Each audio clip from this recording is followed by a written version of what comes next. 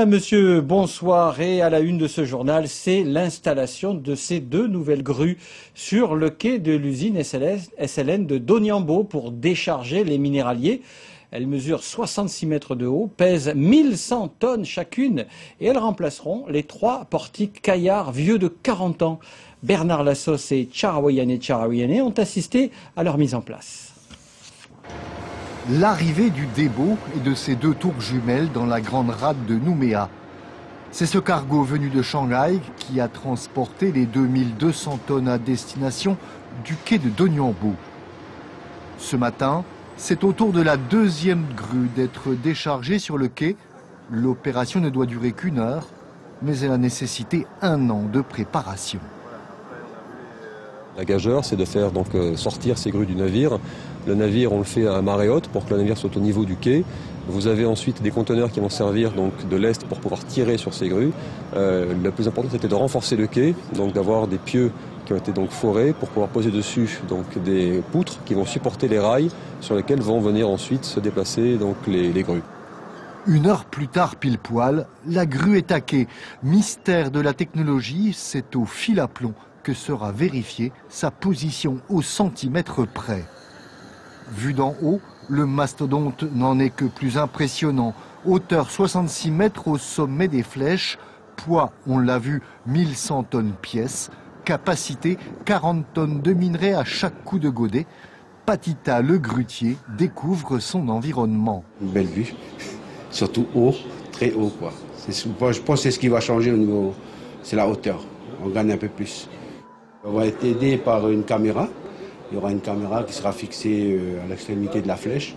Ça va permettre aussi au chauffeur non seulement d'avoir une vision, et puis plus approfondir avec la caméra. Il va s'aider de la caméra pour être plus précis dans sa manipulation. Ces nouvelles grues sont destinées à remplacer les vieux portiques condamnés à la ferraille après 40 ans de service. Montant de l'investissement pour la SLN, 2,4 milliards de francs. Au chapitre politique, les Républicains calédoniens critiquent la charte des valeurs. Rappelons qu'elle a été finalisée hier à Paris par le G8. Selon le parti de Sonia Backès, je cite, elle ne représente que les nationalistes et les indépendantistes et ne peut porter l'ensemble des valeurs calédoniennes. Fin de citation. Pour mémoire, le G10, groupe de travail sur l'avenir de la Calédonie, est devenu G8 après le départ du Rassemblement Les Républicains et les Républicains calédoniens le 1er mars. La météo, temps maussade partout, vous l'avez constaté, la moitié du pays a été placée en vigilance orange, forte pluie orage sur la côte est de Yaté Apum. Le reste des communes reste en vigilance jaune. Conséquence, un internat de la province nord est fermé, celui de Yengen. À noter aussi à Touo, où on nous signale que la route principale est coupée par endroits en raison d'inondations.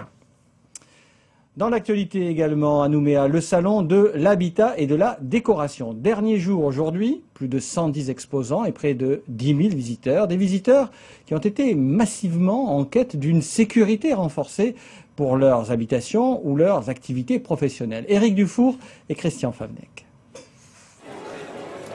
Une météo idéale pour flâner dans les allées extérieures du salon et aussi pour aller à la rencontre des professionnels de la sécurité. La progression de la délinquance n'est pas étrangère à cette préoccupation et le regroupement des enseignes sur le salon permet de visualiser concrètement une offre devenue très conséquente.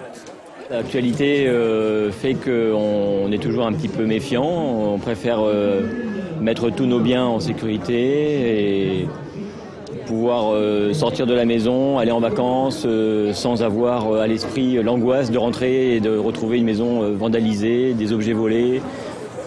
Les systèmes d'alarme et de vidéosurveillance figurent parmi les produits les plus recherchés. Ils sont assez simples à installer, peu voyants et relativement accessibles.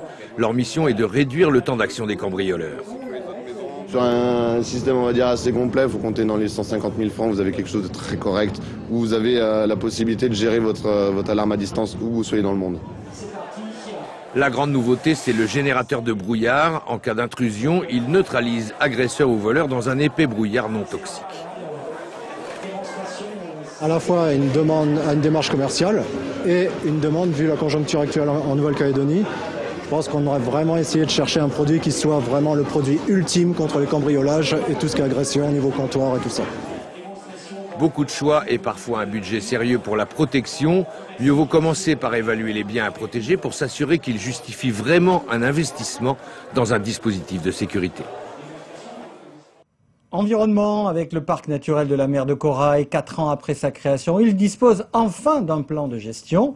2 actions phares pour commencer, la mise en réserve de zones récifales et l'élaboration d'une réglementation de la fréquentation touristique dans le parc. Le détail avec Caroline Antich-Martin et Christian Favennec. Le parc naturel de la mer de Corail abrite un tiers des récifs vierges ou pristines de la planète. Ces zones isolées recèlent une faune marine et terrestre et des habitats d'une richesse exceptionnelle. Or, à ce jour, seuls les atolls d'Entrecasteaux au nord des Bélèpes sont classés en réserve, mais ils seront bientôt rejoints par 2 zones récifales, Chesterfield-Bellona au nord-ouest de la Grande Terre et Petrie-Astrolabe au nord des Loyautés. Ils sont encore pristines parce qu'ils sont intacts. Ils sont intacts parce que les pressions sont très faibles. Ce qu'on veut, c'est, à l'approche de certains usages comme les croisières du Ponant l'année prochaine, etc., anticiper effectivement des usages futurs pour être sûr qu'ils aient lieu dans les meilleures conditions de préservation de ces milieux. D'ici la fin de l'année, ce sont donc 100% des zones récifo-lagonaires qui seront classées. C'est bien, mais insuffisant pour certaines associations environnementales qui souhaitent davantage de protection dans cet immense parc de 1 300 000 km². Nous, ce qu'on dit, c'est qu'il faut s'aligner sur les recommandations internationales de l'UICN et de la science pour faire de ce parc un vrai parc. Ça veut dire qu'il faut qu'il y ait au minimum 30% des écosystèmes ou de l'ensemble du parc qui soient protégés pour participer. En fait, c'est un mouvement planétaire dont l'objectif est à la fois de préserver une certaine qualité pour l'océan, mais aussi pour sauver l'économie de la mer, puisque sans un océan en bonne santé et sans un océan plein de biodiversité et de ressources, c'est tout un pan de l'économie qui s'effondre, toute l'économie qui est liée au milieu marin et à l'océan. Qui dit protection dit surveillance, elle est et sera assurée conjointement par l'État et le territoire. Aujourd'hui, il y a un dispositif de surveillance qui existe, qui a montré son efficacité, notamment à travers les incidents des Blue Boats et autres. C'est un dispositif qui est entièrement pris en charge par l'État, avec des avions, des bateaux et des systèmes d'acquisition d'images par satellite. Ce qu'on souhaite faire à la faveur donc de la montée en puissance du parc, c'est de renforcer ce dispositif en lui donnant d'abord de la profondeur, c'est-à-dire une stratégie à laquelle le gouvernement soit pleinement associé. Et la deuxième, c'est apporter des outils nouveaux de type drone de surface en particulier, d'autres systèmes d'images par satellite, parce qu'il y a des entreprises locales qui proposent des produits totalement innovants et qui sont très intéressants et avec lesquels on travaille déjà. Autre action prioritaire de ce plan de gestion, la mise en place d'une réglementation de la fréquentation touristique dans le parc. Elle devrait entrer en vigueur avant la fin de l'année. En bref, dans la région en Australie, la plupart des 150 dauphins pilotes échoués sur la plage de Homlin Bay en Australie occidentale sont morts. Les secours ont commencé les opérations de nettoyage, vous le voyez sur ces images d'ABC, en dégageant les dizaines de carcasses des dauphins morts. Allez, un peu de culture pour finir avec la chanteuse, musicienne et comédienne Louane. Elle sera en concert vendredi 30 mars à 20h à l'Arène du Sud de Païta. Un concert unique. Mais Sylvie Méhoun et Gaël Descheveux l'ont rencontrée en avant-première aujourd'hui. Regardez. À peine arrivée de Tahiti, où elle a donné hier soir un concert, la talentueuse Louane est accueillie à Nouméa par ses tout premiers fans. Séance selfie et autographe après s'être entretenue avec la presse. La chanteuse a quelques jours pour découvrir la Calédonie avant de se produire à Païta. Déjà, c'est la première fois que je viens ici et que je suis très très heureuse de venir ici. Que c'est un concert qui est assez spécial pour moi parce que c'est vrai que j'ai pas la chance de pouvoir venir aussi loin, aussi souvent. Après, forcément, c'est un peu de surprise, donc voilà. Si vous avez envie de savoir comment ça se passe, venez me voir. Révélée par l'émission The Voice en 2013, Louane est par la suite choisie pour le premier rôle du film La famille Bélier d'Éric Lartigot. Un premier rôle qui lui vaut le César du meilleur espoir féminin en 2015. La même année, son premier album Chambre 12 est un succès récompensé aux victoires de la musique. Le CD est vendu à plus d'1 500 000 exemplaires. Louane, c'est le titre de son deuxième album, sorti en novembre dernier. Qu'est-ce que tu fais, toi, si t'étais là?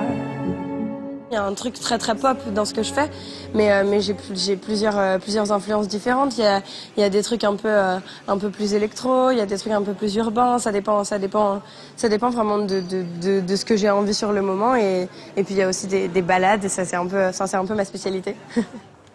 Une quinzaine de techniciens, 5 danseurs et musiciens, Louane promet au public calédonien du beau spectacle vendredi prochain à l'Arène du Sud à Païta. Voilà, c'est la fin de votre journal d'information. Merci de l'avoir suivi. Prochain rendez-vous d'actualité demain matin en radio dès 5h avec Charlotte Mestre. À noter que l'invité de la matinale radio sera Hubert Géraud, responsable WWF en Calédonie. À suivre et à voir absolument, je vous le disais, Visa pour demain, c'est une série d'immersions dans les pays de la région qui ont choisi leur fonctionnement institutionnel. Le premier magazine de la rédaction nous entraîne ce soir aux îles Salomon. Il est signé par Isabelle Braoué et Gaël Detcheverry. Nous, on se quitte sur ces images de l'opération Earth Hour à Nouméa. C'était hier soir au parc Brunelay du Receiving. Moi, je vous retrouve demain dès 19h pour l'Info TV sur La Première. Très belle soirée à vous sur La Première.